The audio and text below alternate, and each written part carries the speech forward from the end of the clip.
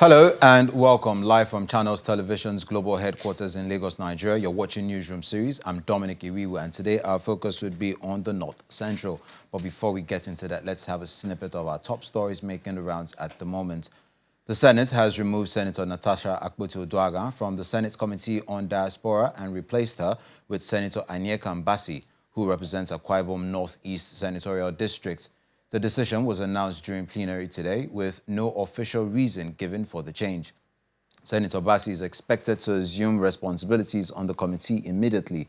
Senator Akpoti-Oduaghan, who represents Kogi Central, was appointed chair of the Diaspora and NGOs Committee on February 4, 2025, following her earlier removal as chair of the Senate Committee on Local Content. Her latest removal marks another slight reshuffling within the Senate Committee leadership.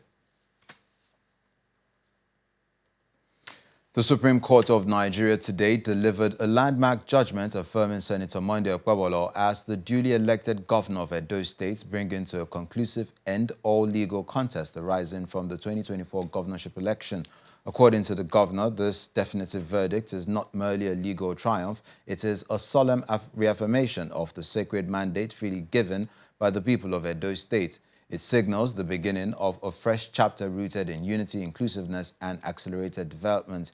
His Excellency, the Governor Monday Okpebholo, extends profound gratitude to the judiciary for its courage and fidelity to justice, and to the great people of Edo State for their unflinching support, patience, and faith in democracy. He views this moment not as a personal victory, but as a shared triumph for every Edo citizen, regardless of political, ethnic, or religious affiliation. In the true spirit of statesmanship, Governor Okpebholo extends a sincere olive branch to all his opponents and members of the opposition. The elections are over, the real work of governance and healing must begin. He urges political leaders across party lines to rise above division and contribute constructively to the task of building a greater Edo State. In the meantime, the candidate of the People's Democratic Party, PDP, in the governorship election in Edo State, Dr. Asue Ighodalo, has described the judgment as a deliberate, coordinated robbery. He added that it has now been tragically validated by the highest court in the land. This was contained in a statement he personally signed on Thursday and addressed to the people of Edo State as his reaction to the Supreme Court judgment on his appeal challenging the declaration of Senator Monday Okpebholo of the All Progressives Congress as the winner of the election by the Independent National Electoral Commission. Mr. Ighodalo stressed that while he accepted the finality of the Supreme Court judgment, I do not and cannot pretend that what was delivered amounts to justice.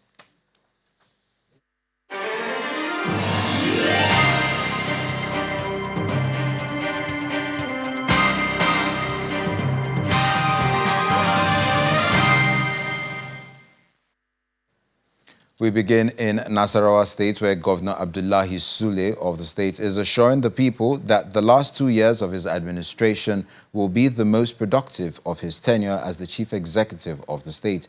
He stated this when he received the State Executive Council of the All Progressives Congress at the government house in Lafia, the state capital. He noted that the last lap of his tenure will witness the commissioning and inauguration of impactful projects across the 13 local government areas of the state.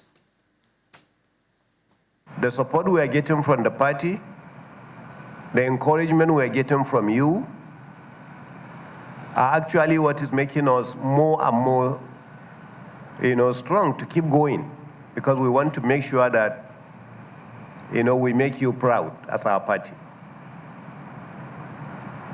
I had mentioned to you earlier on, before our second year anniversary, that by the grace of God, our last 2 years will be better than any 2 years that we have had. And we are going in that direction. It is in these last 2 years that we will commission most of the projects in Akwanga, now projects in Kefi, nearly all the markets we have in Wamba, in Nasarawa, in Awe, in Doma, in that, all these places that we have, these developments, we are hoping to commission them. It is in the same period that we are looking forward to commission also some of the major roads that we had given. These are all projects that we are bringing and setting them up. We have just awarded the contract yesterday, and we commenced the work for the flyover in Kefi, and we are hoping that we will also commission that during these last 2 years. And this is only possible if we continue to work as a team. Staying in Nasarawa State, 1,200 women from 6 local government areas have been trained by the state's human capital development agencies on financial and digital skills. The training under the state's Empower Her project, supported by the Africa Human Capital Development Plus, was launched during a financial literacy and economic inclusion outreach at the Emir's Palace in Lafia, the state capital. The Director General of the Nasarawa State Human Capital Development Agency, Habiba Sulaiman, disclosed that the purpose of the training is to empower women with the skills to digitize their businesses and make it profitable. Our correspondent Halima Gayam has this report. 1,200 women selected from 12 communities across 6 local government areas of Nasarawa State assemble at the Emir's Palace in Lafia, the state capital. They are here for a financial and digital training under the State Empower Her project, organized by the Nasarawa Human Capital Development Agency with support from the Africa Human Capital Development Plus. The training will teach women the required financial and digital skills to advance their businesses, after which they will be grouped into clusters to enable them access financial interventions. We believe that when women are financially literate, they are better equipped to contribute to their families, communities, and the economy at large. Today's launch stands as a powerful testament to Nasarawa State's bold vision to make gender transformative human capital development a reality, building on the momentum of the Nasarawa State Gender Transformative Human Capital Development Policy Framework. The Deputy Governor of Nasarawa State, who doubles as the chairman of the State's Human Capital Development Council, appeals to the beneficiaries to take advantage of the opportunity to improve their financial strength. So I want to urge an audience to participate fully in this program from the beginning to the end. No knowledge is wasted. And at the end of the day, you'll be better off, better educated, better sensitized, and better motivated. The Emir of Lafia commends the initiative and promises that the state traditional institution will fully support the project. Picking our women, that is picking the family and the entire state, because once you touch the women, you have touched the entire state. We thank you so much for this well thought out program, and we want to assure you of our continued support. The launch of the Empower Her Financial Literacy Project is focused on making human capital development a reality in Nasarawa State. Halima Gayam, Channels Television News. The British High Commission in Nigeria has restated its commitments to work with the government of Benue, Taraba and Nasarawa states in dealing with cross-border attacks and strengthen peace and resilience across the north-central region. British High Commissioner Special Program Advisor on Peace Building, Mr. Graham Gass, made the commitment at a meeting with Governor Hyacinth Alia in Makurdi, the Benue state's capital, before the opening ceremony of a 2-day peace-building workshop for stakeholders from Nasarawa, Taraba and Benue states. The British High Commission's delegation, led by its Special Advisor on Peace Building, Mr. Graham Gass, arrived in Makurdi alongside officials of the Spring Programme and partners from Go Green, which is focused on driving community-based peace-building efforts in the region. Governor Hyacinth Alia of Benue State, who is represented by his deputy, Sam Ode, joined the delegation for a strategic discussion on sustainable peace initiatives and regional stability across north-central Nigeria. The whole range of negative effects that instability, insecurity and conflict bring, and the Spring Programme is aimed at doing what it can to support domestic actors in the fight against conflict is not the right phrase, but you get my point. The meeting transitioned into a 2-day workshop involving stakeholders from Benue, Taraba and Nasarawa states often affected by recurring border clashes and insecurity. Here in Nigeria. The Director General of the Benue State Peace Commission, Mrs. Josephine Abba, and the Spring Program Team Lead, Dr. Ukoa Ukiwo, both emphasized the need to engage in the root causes of conflict, calling for dialogue and inclusion. As we sit together, I will expect that we identify root causes so we can understand the underlying drivers of conflicts at our three states. Without the deepening in of that investigation, we may not be able to have any meaningful programming to intervene in this process.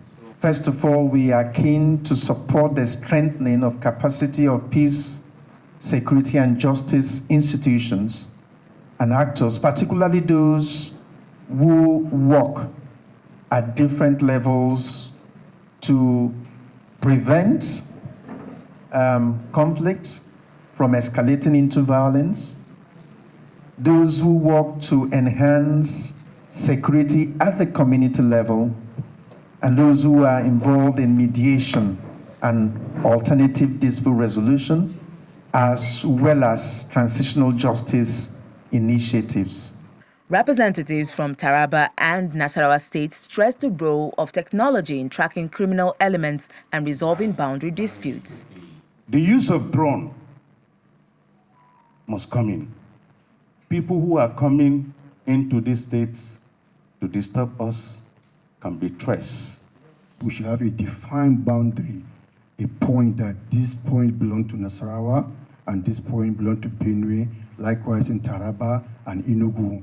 Also addressing the gathering, the talkative, His Royal Majesty Professor James Ayase highlighted the importance of land resources in the crisis and called for unity among the communities.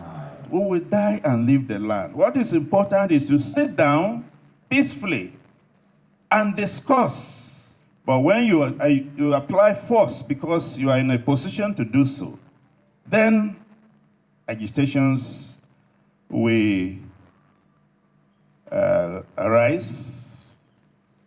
And in this world where somebody said entrepreneurs of conflict, they will be ready to help you escalate the conflict. Benue Deputy Governor hosts British High Commission as UK pledges support for peace in north-central Nigeria. There is no way we can have intruders to assail the peace of Benue if they do not pass through our sister states to come in here. So we need to promote peace building first among the states that border with us, and then we can ward off the enemies who come from outside to cause a lot of problem in our communities. Deputy Governor Sam Ode, who represented the Benue governor, formally declared the workshop open, reaffirming the state government's commitment to support collaborative peace efforts until lasting peace is achieved. Over 287,000 people have been vaccinated in Boko's local government area of Plateau State following the cholera outbreak in the council area. The vaccination exercise is carried out by the United Nations International Children's Emergency Fund, UNICEF, in collaboration with the Plateau State government as efforts in curtailing and managing the outbreak. Other efforts include provision of emergency health, water and sanitation supplies, as well as medical products, including cholera treatment kits to support the treatment and prevention efforts. Boko's local government area in Plateau State is battling with cholera outbreak amidst ongoing security challenges. So far, 3 people have been confirmed dead, while several others are receiving treatment at local health facilities. The Plateau State government, in collaboration with UNICEF, the World Health Organization, and other health partners, has launched a cholera response campaign across the affected communities in Bokos. It first started in a community known as Ngyong, and we have a primary health care clinic there. There was 2 people, one a pastor by profession. He was rose late because before they discover it, the The disease have already become very chronic, so he couldn't make it, he died. Water sources are also being treated as part of a larger sanitation push. In terms of treatment, the government have the chlorination of water bodies is ongoing in about 9 wards presently, and we intend to cover the entire ward in the 20 wards of the local government. So far the staff are there on the field undergoing the exercise. Vaccination teams have visited schools across Bokos, administering cholera vaccines to students and teachers to curb the spread. UNICEF, in collaboration with other partners and the government, sent out the vaccines to Plateau State, almost 287,168 to vaccinate the people of Bokos local government. That's from age 1 year and above. And this vaccine is helped to prevent them from contacting cholera. So the vaccination is supposed to last for 5 days, including a 2-day mop-up, and they expect to visit all communities in Bokos local government. Representatives from the National Primary Healthcare Development Agency have commended the local response and residents' adherence to basic hygiene and preventive measures. All the vaccines that are coming into the state is from MPSCD, and we deployed supervisors right from the national to Plateau State to supervise the activity. So the demand is high. You know, normally we have these 3 strategies. We have the house-to-house, transit team, and the fixed post. But for the reason of the high creating awareness among the community people, so the clients are not even waiting for the house-to-house. They are rushing. You know, the vaccine is from, the age group is from 1 year and above, no limit. As government and development partners ramp up efforts to stop the spread, health officials are urging families to accept the cholera vaccine and embrace good hygiene practices. Proper sanitation and a clean environment remain key to protecting lives and halting the outbreak. The Kwara State chapter of the Nigeria Medical Association, NMA, has rejected the National Salaries, Incomes and Wages Commission's review of allowances for medical and dental officers in the Federal Public Service. The chairman of NMA, Kwara, Professor Abdulrahman Afolabi, stated this while speaking at a news conference organized in Ilorin. Professor Afolabi pointed out that the association is shocked and disappointed at the NSIWC's decision to disregard the collective bargaining agreements reached with the NMA in 2001, 2009, and 2014. He warned that the circular issued has the potential to undermine morale and productivity in an already overstretched health system, while they also fully support the 21-day ultimatum issued to the federal government to address all welfare issues affecting doctors in Nigeria. He observed that it can also accelerate brain drain, particularly among doctors and dentists, and worsen the doctor-to-patient ratio, which is currently 1 to 5,000, far below World Health Organization's recommended 1 to 600. NMA Kwara State Branch strongly condemns and rejects the National Salary, Incomes and Wages Commission's circular dated 27 June regarding the review of the allowances of medical and dental officers in the Federal Public Service, and fully support the 21-day ultimatum issued to the federal government to address all welfare issues affecting doctors in Nigeria as follows. 1.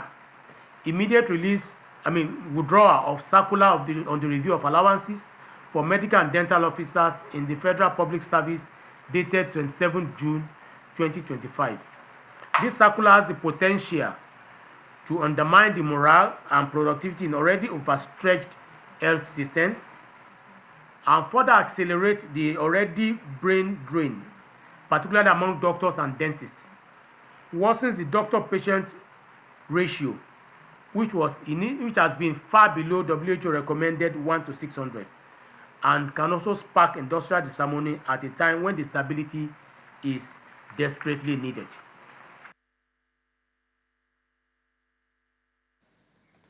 Now to election matters. As preparations intensify for the upcoming by-election in Monya State constituency, the Independent National Electoral Commission (INEC) in Niger State has held a stakeholders meeting to brief political parties and other relevant actors on its plans and expectations. The resident electoral commissioner in Niger State, Ahmed Garki, said the meeting was part of INEC's commitments to transparency and inclusive electoral process.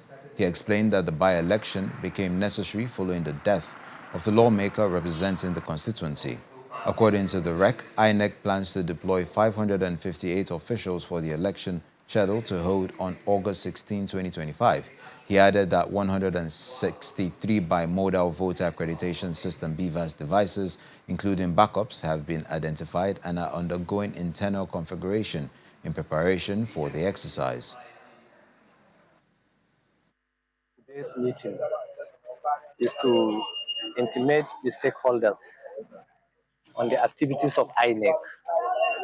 One, conduct of by-election in Munya State constituency due to death of a member representing that constituency. Secondly, the Commission has approved the resumption of continuous voters registration. And as a stakeholder, we need to carry them along by informing them so that together we make sure the exercise is hitch-free. That's the essence of the meeting. Okay, so we have given them the notice. That's the first step. As regards to CVR. As regards to by-election, we have started meeting with security to evaluate security situation in that area. We have already forwarded some requests where we have some shortfall with regard to non-sensitive materials, even though we are not going to have much problem.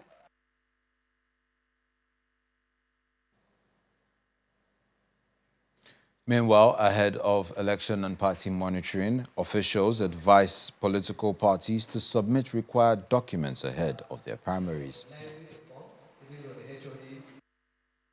These documents are to be collected on the spot on the day of the primary. One is a list of delegates or membership register. This has nothing to do with the one you are submitting to the REC between now and Friday.